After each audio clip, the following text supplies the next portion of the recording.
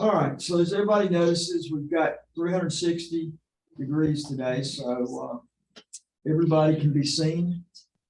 And then we use the other mic, it can be heard. So we've got everything plugged into the right place for once. And so we'll see that happen. Last week, we dealt with the marks of a true Christian, and marks being how to be able to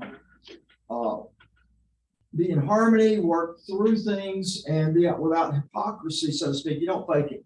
You can't fake being a Christian. Okay. And that's one thing we see so much today is so many people, demanding that Christ look like this, or demanding the church do these kinds of things, or wanting all these kinds of rights. The issue is love should be without hypocrisy. So let's not do that. Believers are supposed to act differently. The church should look different than the rest of the world. In so many cases today, it doesn't. So, and then we ended, it basically as a lector, he talked about being honorable 2 times through the scriptures last week. The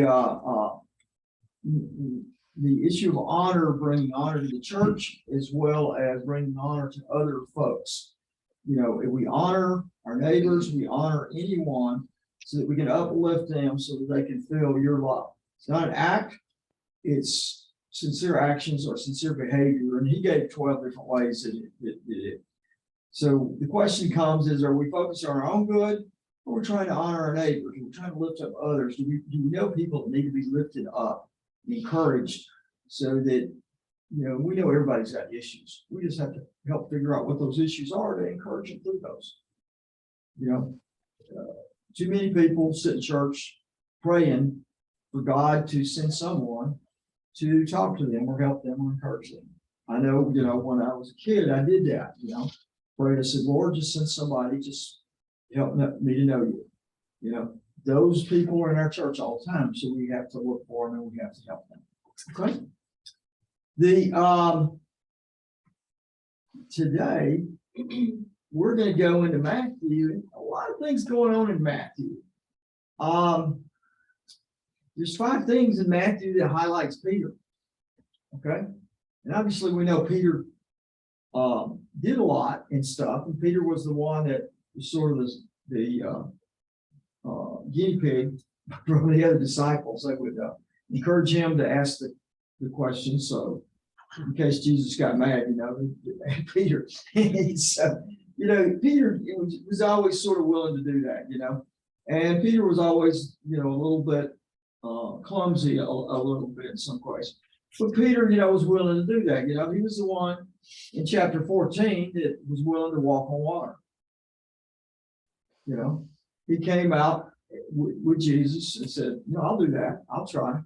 And he was good for a little bit. Then he turned away and he said, "Lord, help me." In chapter 15, Peter said, "Explain to this to us. What defiles a person?" Jesus was teaching them, not what you eat, but it's what comes out of your mouth. What comes out of your mouth is what comes out of your heart. In chapter 16, Peter did something pretty profound. He professed Jesus is the Christ. Okay. And you remember Jesus said, you can't do this on your own.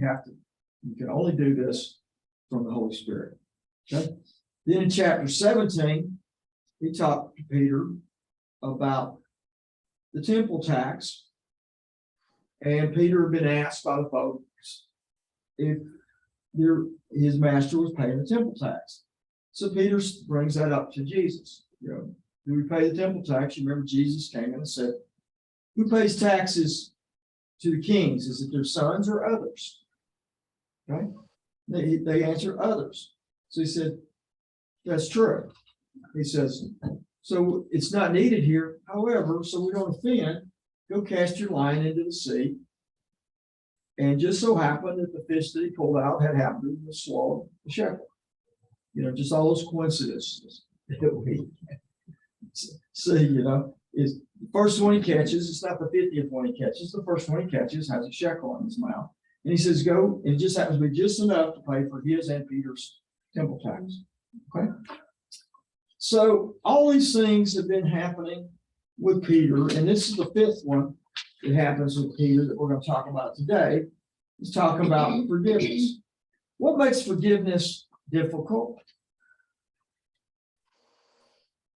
We do. We do. We have a memory. We- We have trouble erasing, it's impossible to erase a memory. We're sort of elephants when it comes to sin. Yes. Yeah, that are against. Against us. Us. Yeah, that's right. But Not us against us. right. We say we want justice, but we really want revenge. The longer we hold on to it, what happens in our lives? It eats away and controls us. It continues to hurt us. Yeah. We become bitter. And we start believing ourselves in a lot of ways. You know what I mean? Yeah, I deserve better than this. And the thing about it nowadays is you can find plenty of people that will agree with you. You know, people go online and just say the stupid stuff they've done. And half the people agree with them that their boyfriend was wrong. And half of them will tell, you crazy girl, what's the matter with you? You know, you got people that can find nowadays. It's easy to find somebody that'll agree with you, and we tend to want to do that. We tend to ask around. If somebody doesn't agree with you, you'll sort of cut them off for a while, or maybe permanently. Okay. As it goes, it sort of chokes life out of us, like Rick was saying. It's like a cancer. It grows and grows and continues to take over everything in our lives. Our hearts become hard. Who do you know that could never forgive besides yourself? You remember anybody in life that had trouble? I've told got y'all a, a story. Go ahead. I've got a friend right now, and his granddaughter and her dad, which is his son, and they got divorced, and he's remarried, and the stepmom and the granddaughter have been having a row for I can't tell you how long, and they can't get back together. They don't speak. They don't do anything. And he confronted his son about it. He says, I don't want another divorce over this. And it's just, and the daughter's 19. It just tears me apart to know that they're, not conversing. They have contact with her, but not the dad and the daughter. It's very heartbreaking. Yeah. I told you a story about my mother-in-law, that she was mad at somebody. She was talking about, she wanted to dig them up, they're dead. And she wants to dig them up and kick them a little bit more. And I thought she was joking. I started laughing at her. And she wasn't, she was serious about it. And, so at some point, you just sort of got to let things go. You know what I mean? There was a lady in our first church. We was right out of seminary, and the church had split from another church. Yeah. Mistake number one, going there. No, not really. I think it worked out fine. But anyway, so the people were still very angry. And this had happened 20 years before.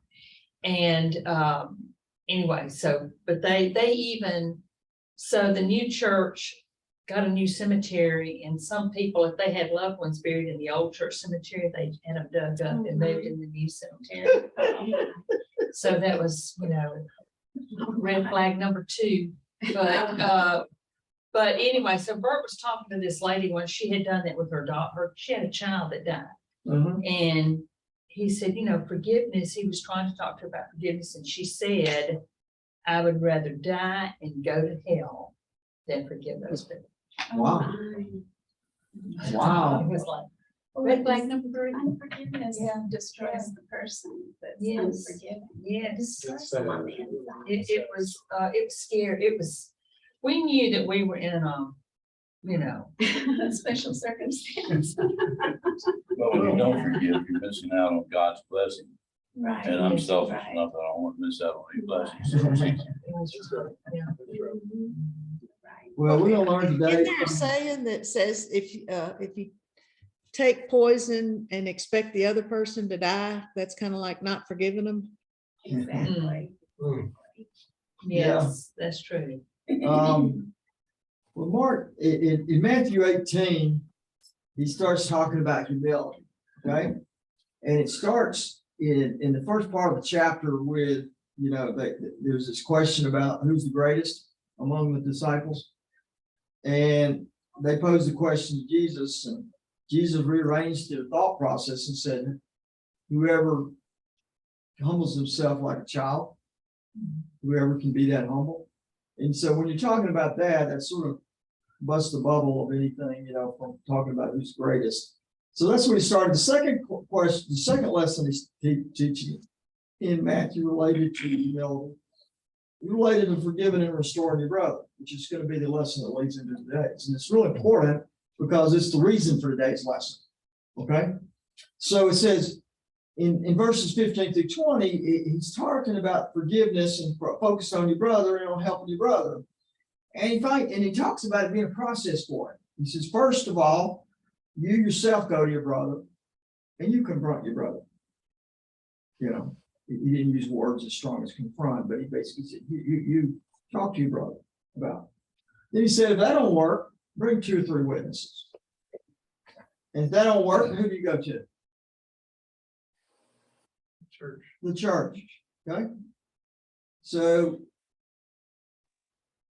take it to the church. So he's basically given 3 ways to do that. And then he goes into a little bit, you could say it's a side note, but he's basically saying if 2 or 3 of you agree before God, it'll be so. He doesn't go into it there, but my gut is that he went into it with the disciples there. The issue is when you're working with others and trying to work to help heal others, is the issue of prayer so important. Okay. The issue of being in agreement before God is so important. And that's what you've got to do. But that's what leads into today, because it leads to a question for Peter. Okay. Because he's had this and he's talked about forgiving. And so now Peter's got a question. Okay. So with that, let's read our verses for today. Then Peter approached him and asked, Lord, how many times must I forgive my brother or sister who sins against me? As many as 7 times? I tell you, not as many as 7, Jesus replied, but 70 times 7. Okay. So now here's Peter. So Peter is watched this whole thing unfold that we just talked about. So he says, so you just talked about forgiveness, Jesus. Now I'm gonna move it into our words today. So let me get this straight. Okay. I know we're supposed to forgive, but what's the limit? You know, what's the limit, Jesus? Now, do you think it was mere curiosity that Peter's asking this question? Or do you think it's like, when's enough enough? What do you think? I really think it's enough is enough. Okay. My example would be, my brother kept stealing my quarters. And every time I tell mother, she'd say, it's all right, no problem. Oh, okay. And then the next weekend, he would steal my quarter. And then how far can that go on? Yeah, that's right. It depends on how many quarters you have. Yeah. But what I did, I started digging a hole in the ground. And I didn't know where it was. Big So- thinking. So the idea is that you don't want to lose your brother over the deal, All right.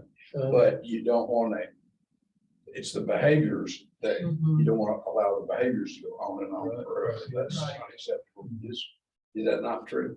Yeah, that's it. I mean, that's Still still, dig them up. At some point, you do So- have to protect yourself. Yeah. You have to be wise. so you have to continue to forgive, but, Yeah. and try to forget.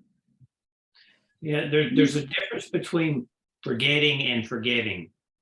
And if we forget, we don't set up appropriate boundaries and behavioral limits on people to keep them from continuing to hurt us in areas where we can't trust them.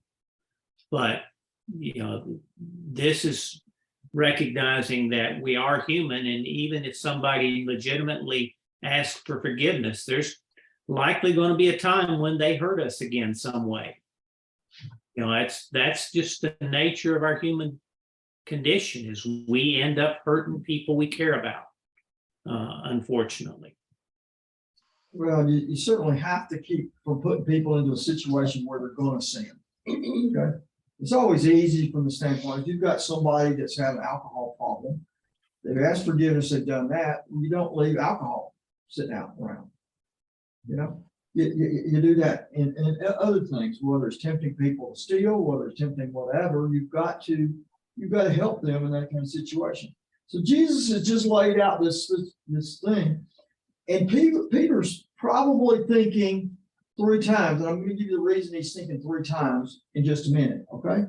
Jesus has laid it out. He's talked about it coming in 3 times. He's talking about the individual going, the others going, and then going to the church, from the standpoint of forgiveness. This comes from the Old Testament also, okay? It was written in Amos, and it was written 8 times. He'd say, "Thus says the Lord, for 3 transgressions of Damascus and for 4, I will not revoke the punishment, because they have threshed Gilead with threshing sleds of iron." Then he says it again a little later, "Thus says the Lord, for 3 transgressions of Gaza and for 4." And he goes through each of the cities as he does it, because they do that. So he hits that 8 different times and does that. So the Jews, thought that basically God forgave 4 times, up to 4 times. Okay, so that's what the rabbis taught. Okay, so they figured that man ought to do 3. He didn't need to do 4 because that's sort of God's territory at that point. Okay, so they figured 3 times. That's what all God should expect out of humans. It's 3 times. And the tradition said if a man sins, or rabbinic tradition said if a man sins 4 times, he's not repenting. Okay. So he's not repented, so it's a lie. So therefore, he shouldn't be offered forgiveness the 4th time. Okay. That and that sort of makes you think, well, it's just like typical Jewish laws, they bring everything down to very detailed kind of breakdowns. 4 is too many, your obligation is done. It's logical, it makes sense from a worldly perspective. So now Peter is learning from Jesus that we're not of the world, so we should do things differently. So Peter comes in and says, okay, well, why don't I double that and add 1? Okay. What about 7? Okay, does 7 work, Lord? Jesus comes back. What? What does Jesus say? 7's a perfect number, isn't it? 7's a perfect number, yeah. And some people think, okay, that means infinity. Okay. So maybe Peter was trying to be bold with infinity. You don't know if he meant literal 7 or meant infinity. The issue of, when you're thinking about the 3 and things like that, I'm almost thinking that he meant a literal 7 versus an infinity. Okay, but the issue is not really part of the lesson from the standpoint of that, but the issue is, what's Jesus' response to it? Jesus didn't think he meant infinity, because Jesus did what? Said what? 7 times 7. 7 times 70 or 77 times, depending on what version you have. Okay. Now, and some people could say, well, that's infinity times infinity. Even, so it's a lot. Okay. But it's also something that's really sort of an Old Testament thing too. And I'd never seen this before. And so when we look back, it's pretty thing. I don't know if y'all remember when Cain killed Abel. And so he killed Abel. And so Cain said to the Lord, my punishment is greater than I can bear. Behold, you have driven me today away from the ground and from your face. I shall be hidden. I shall be a fugitive and a wanderer on the earth, and whoever finds me will kill me. Then the Lord said, not so. If anyone kills Cain, vengeance shall be taken on him sevenfold. Okay? And the Lord put a mark on Cain, lest any who found him should attack him. Now, you don't know what kind of mark that is, but it must have been a pretty obvious Lord's mark, for anybody to know that he was set apart not to be killed. Okay, now Lamech was sixth generation of Cain. Okay, Lamech was so ruthless, he was bragging about killing somebody that had just bumped him or whatever. And so he's bragging about it, how ruthless he was to his wives. He said, if Cain was avenged sevenfold, then I shall be 77 times avenged for whoever kills me, because I'm so ruthless. Okay? So Cain's revenge is sevenfold, and Lamech's is 77-fold. So there was some Old Testament stuff that did that brought it up. So, but the issue is Jesus is saying, go away. You can certainly see the twistedness of Cain and his generations that he taught his kids and his kids on down. But Jesus is not calling people to be ruthless. Jesus is contrasting. Jesus is calling on people to be what? Forgiveness. Merciful, to forgive people. Yeah. Merciful filled thinking. Extravagant forgiveness. Freely and fully from the heart. Okay. So you can see as the Jews were basically, they're sort of content with the 3 times. Peter said a little more, and maybe Peter meant infinity. Jesus is saying 70 times infinity, even more. You're going to continue to forgive them. Okay. So pretty big deal. He's really setting the bar high from that. Okay. So let's go into the next reading. One thing that struck me this time, even if you're literalist talking about 7 times 70, that's not total forgiveness, that's per person. And that makes it even broader. Anyway, for this reason, the kingdom of heaven can be compared to a king who wanted to settle accounts with his servants. When he began to settle accounts, one who owed 10,000 talents was brought before him. Since he did not have the money to pay it back, his master commanded that he, his wife, his children, and everything he had be sold to pay the debt. At this, the servant fell face down before him and said, "Be patient with me, and I will pay you everything." Then the master of that servant had compassion, released him, and forgave him the loan. Okay. So what's Jesus going to tell him here? Or it's parable. Okay, tell him a parable. What's the parable about? Money lending and forgiveness, debt. Okay, debt. Okay. How does debt relate to sin? Well, you've made a promise that you'll repay something, and if you don't, you're breaking your word. Okay. Sin requires redemption. Sin requires redemption. Okay. Yeah, there's a payment for the price of sin. Repayment for the price of sin. Okay. Let's hold that thought a second. We'll get into it more in just a minute. Go ahead. Do you realize how much money that is? Yeah, we don't get into that. Okay, All right. And you're gonna tell us. it's millions. Yeah. All right. So we're I gonna, don't know how that guy got that much debt. he obviously gambled, huh? The parable's common with the Jews, and so when they do this, it's normally they'll set up God as what? In the parables, they'll As the master, is what? the master, the boss. Master, yeah, or king. Okay. So master or king, he'll be done. And so anytime You know, and the servants would be what? His people. His people, or his sons, depending on how he's doing it, you know, mankind, you know, depending on how the parable is referencing. So when the disciples hear this, they're gonna realizing that just like the rabbis had given parables in the past, that Jesus, when he talks about God, the king, they're realizing real quickly, oh, yeah, I remember that. He's talking about God. Okay, so they're gonna remember that.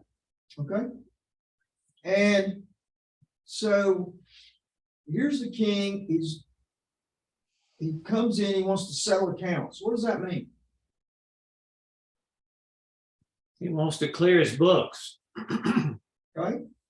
make an accounting of everything, calling in all of his loans. Wants Okay. payment.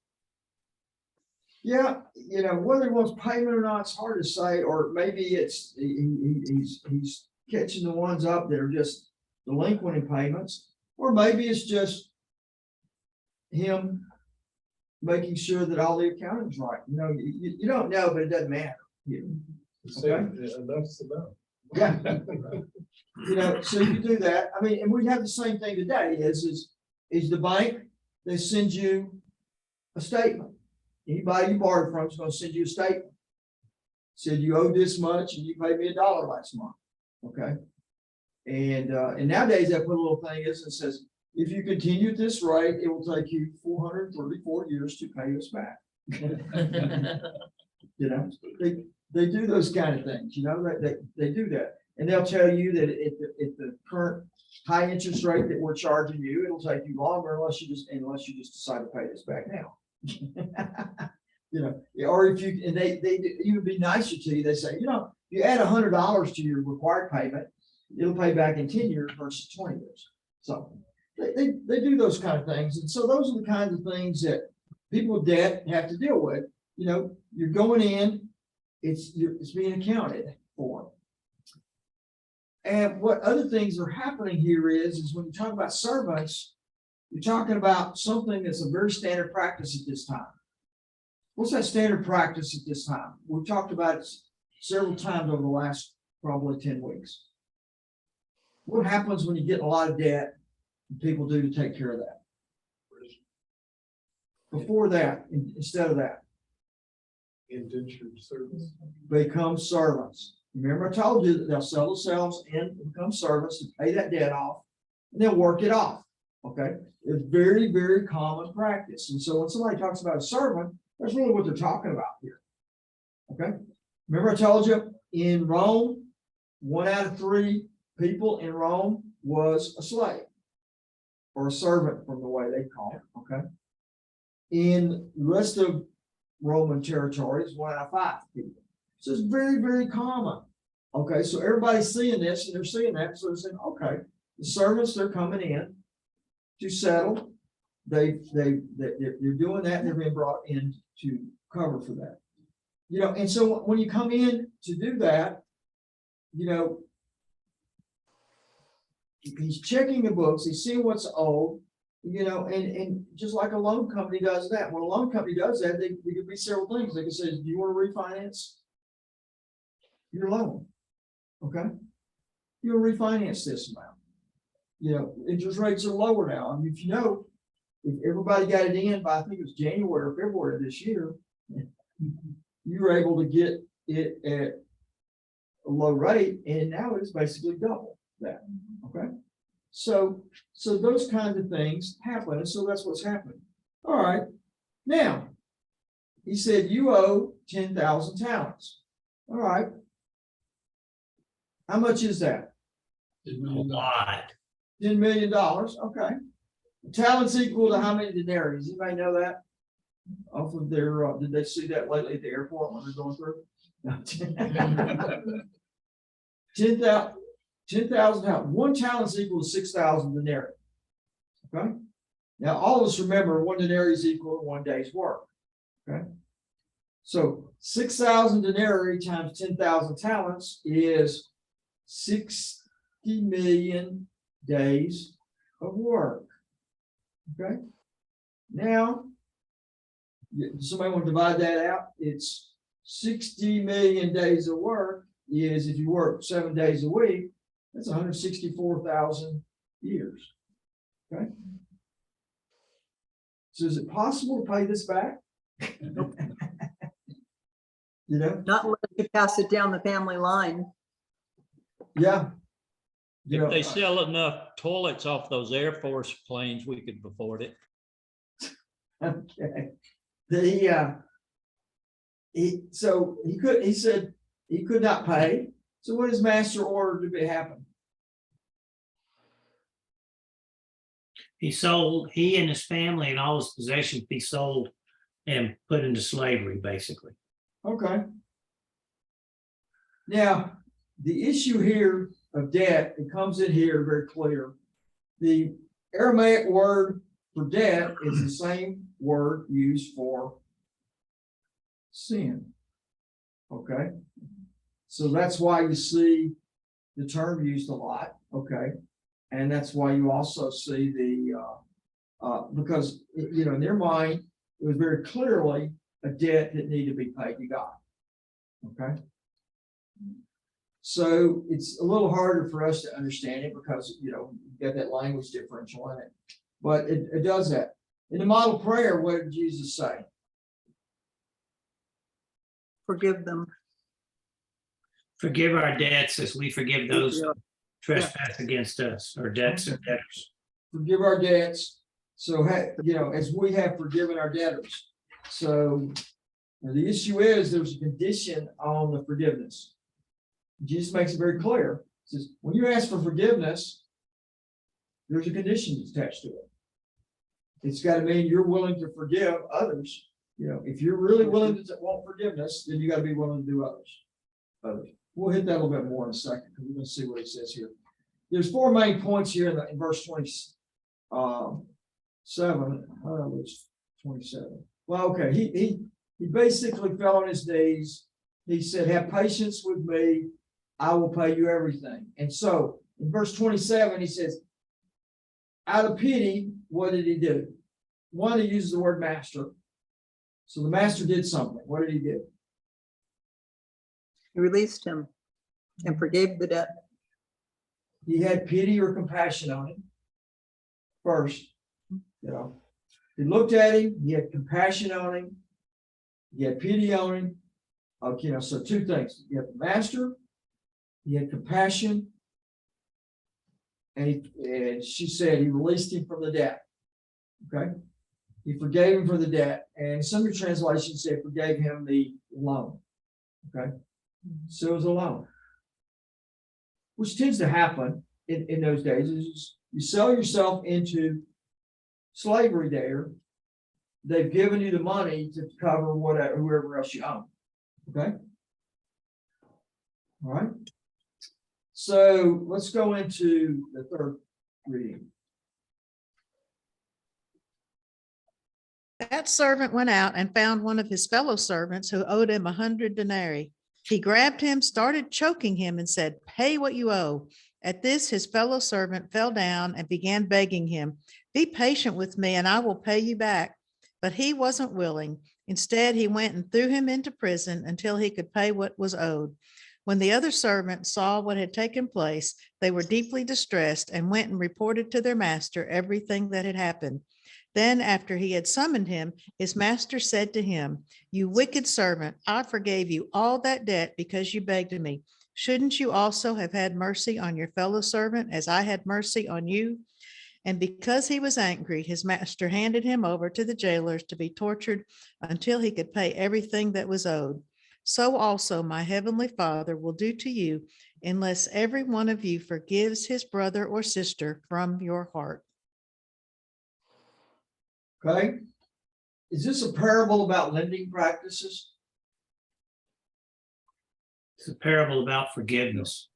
A parable about forgiveness. He wants to explain it to Peter. He wants to explain it to the other disciples. And to who? Us. Us. Yeah, us. Buster, was this directed at slaves that were Jewish or Gentiles too? I mean, when, they started talking about this. You mean this, when he's talking here, was it directed to slaves? Is that what you mean? No, I knew it was directed to slaves, but weren't there Jewish slaves as well as Gentile slaves? Oh, yeah. In fact, there were rigorous rules in the Jewish system about how to deal with people as slaves. You remember in 7 years, they had to release them. And it was different how they treated Gentile slaves versus Jewish slaves.